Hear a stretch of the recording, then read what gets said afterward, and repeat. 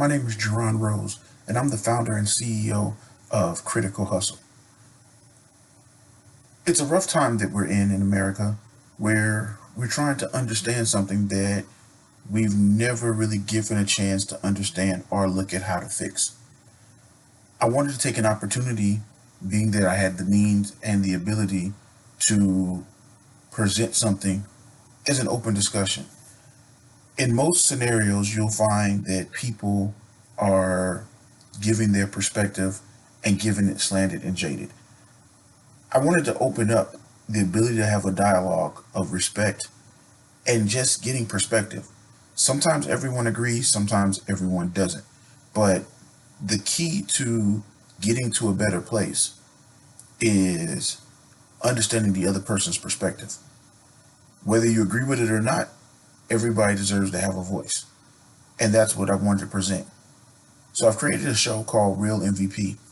The show initially was designed for a way of men having the discussions that we don't normally have in public, but we're having them in private. So I wanted to bring that public. With this climate, I wanted to go away from that a little bit. I wanted to bring something different, something that was inclusive of everyone, that no one would feel excluded, but have the same energy and the same desired goals. Those goals being to get perspective of how the other person thinks and views. What are you seeing? How do you feel? So, over the next few weeks, we're going to have a lot of these discussions. They're going to be in this virtual world that we live in with COVID, but I really want to make sure that we're providing you with great content, great dialogue, and great feedback. So please make sure you follow us at Critical Hustle. That's on Instagram as well as Twitter. Also, there is a Facebook page. Like the page. These will air on YouTube as well as Instagram and all social media platforms.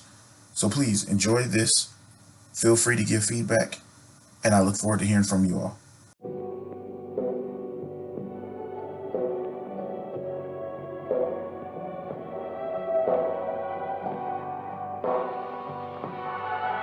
Real age. Appreciate it. Yeah. Hey. Hey, yo, it's all love, but love gotta. All right. So officially, I want to say thank you guys for taking the time out to have this discussion. Um, a lot of what I wanted to be able to discuss was just kind of what's going on uh, now, just in the country, because I have a lot of different friends and I've had a lot of different discussions. And unlike most, for some reason, I don't filter my timeline on Facebook because I figure let people be themselves and get an understanding of where they come from. And at the end of the day, it's just words on a screen, so it's not like it's going to come through the screen and attack me. So, you know, speak your mind. If I disagree with something or I have a question, at least I'm able to ask you the question directly, and you can choose either to answer it or not answer it, or whatever you're going to do. But I believe in open dialogue because I think that there's a certain point where whatever side of the race issue you fall on, or your perspective, red or blue or whatever, you need to be able to stand for whatever it is you believe. You know, you need to be able to defend it. If you're going to put it out in the world and have people up on your timelines, then you should be okay with them asking you, well, why do you feel that way?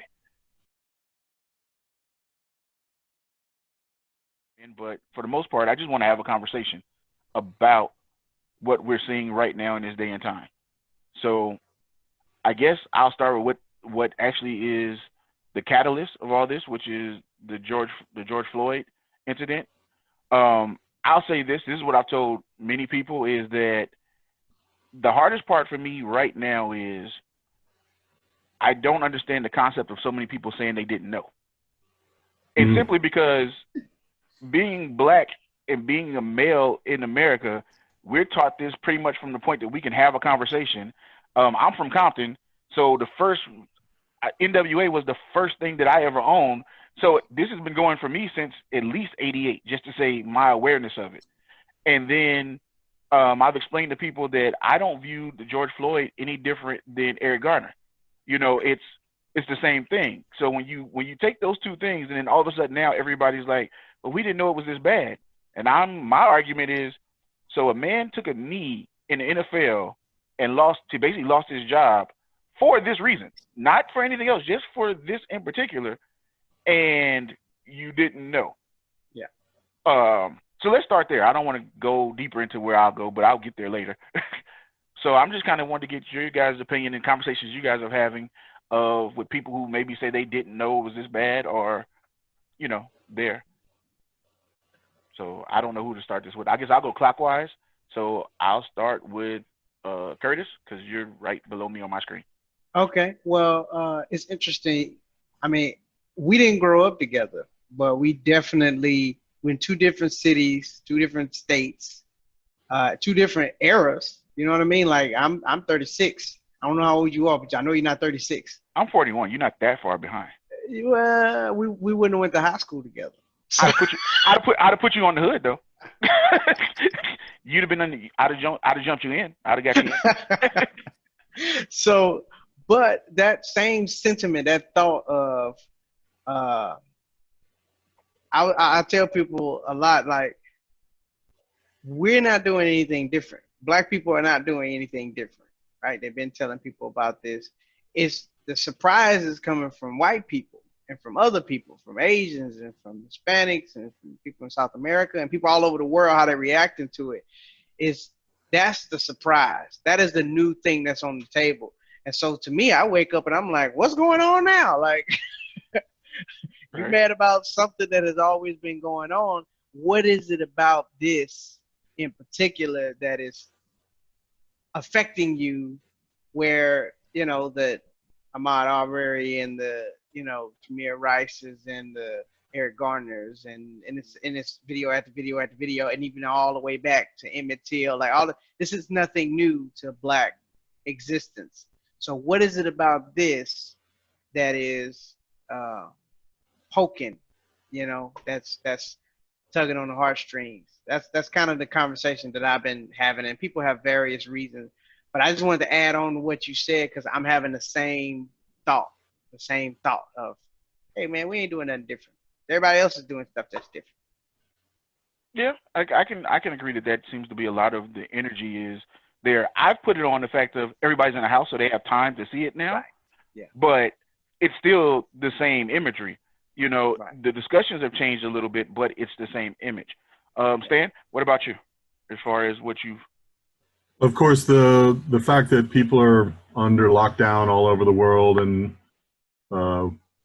looking at screens more often, that does have an effect. But I think one of the things that has made this moment, the George Floyd moment, more powerful and more effective is that society in the United States in general is changing from a majority white to a majority minority society. Very soon there will be more non-white voters in America than there are white Anglo-Saxon Protestant voters. Mm-hmm.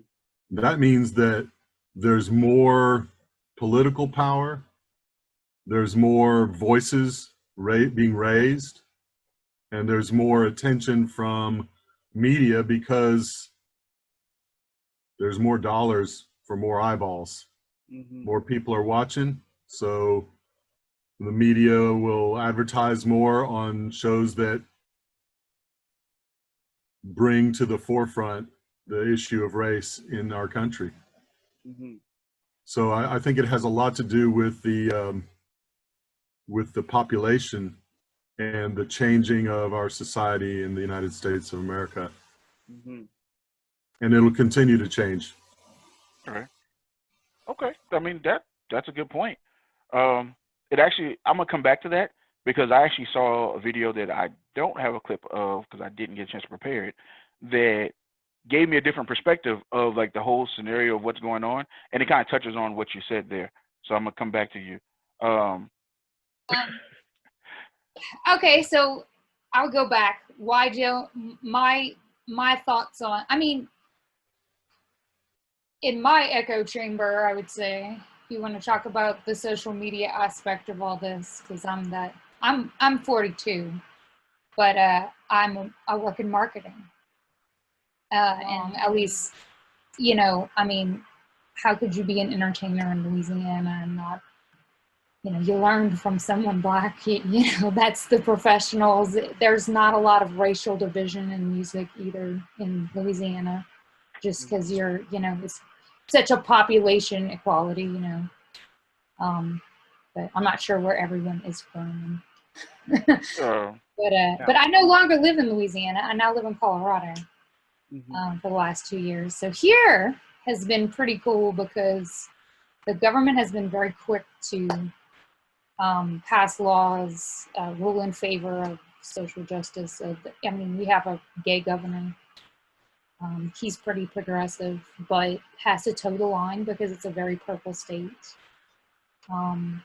So it's interesting. But I'm used to being from Louisiana where the government is totally ineffective and everybody just gave up eons ago there about anything being for them, and the system is so oppressive. I mean, it's just a prison. It was like straight to prison when I was growing up. We never intended to ever have our kids in that system. Like, I would have never sent my kids to public school or private school, any of it. It's all just, you can just feel it there. You know, the government is totally against everybody. It's all about sucking out your tax dollars. They don't give a shit. You know, but I mean, you know, of course there's a giant disparity. You know, you'd have to be an idiot to live there and not see it. It's in your face. You know, it's half of the people. It's a systemic problem in so many ways. We're 2 generations into fatherless children, all that. Well, so. Yeah, I mean, you kind of touched on something that I definitely want to get into, because so I'm kind of here's what I struggle with now, because Curtis is I probably had more political discussions with him about just being Black and what we can do and different perspectives about what's available. And he's way more active. Like, he's been way more active in his community than I've ever been. Like, being from Acres Homes, he moved back to Acres Homes, got a great job, went back to where he came from. Which, the funny thing about that, and I'll say this, and this is probably the first time that he'll hear me say this, is it makes more sense to me now than it did when we first had conversations about it. I'm still not like in an urge to move back to Compton. I love the city I came from, but it's not what I want to do, but I understand the necessity.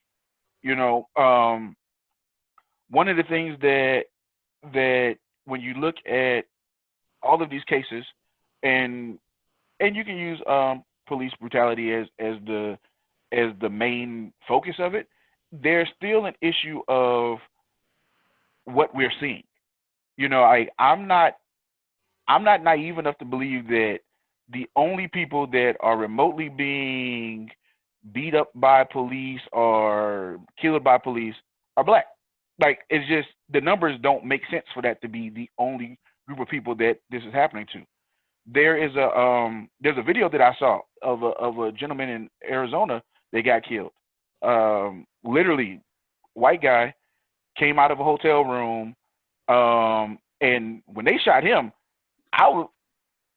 it was probably the most disturbing thing that I've seen as an adult, including the things that I've seen with Eric Garner as well as with George Floyd.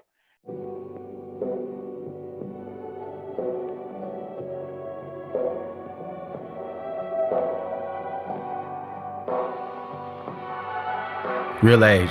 Appreciate it. Yeah. Hey, yo, it's all love, but love got a thin line, and I go all out to defend mine. I ain't about to let no is in mine. I tell them worry about yourself and you'll be just fine. Where I'm from, wake up to commit crime and kill time, running from the canine. I climb while my haters on a decline, and if you're busy watching me, then that's a big sign. You ain't got enough going on, you need something else to focus on, or better weed to get loaded on. I've been campaigning so hard that I can't remember an election that I ever really voted on. I wake them up like putting folders on, I do my thing, I don't go along. And it's really sad, doing bad and they wanna get mad and lash out when the hope is gone. But they be dreaming and watching, we be scheming and plotting. They ain't leave me no options, man, I gotta get paid. My family used to be still ain't forgot it. I ain't about to go back to ever being a slave. They be dreaming and watching, we be scheming and plotting. They ain't leave me no options, man, I gotta get paid. My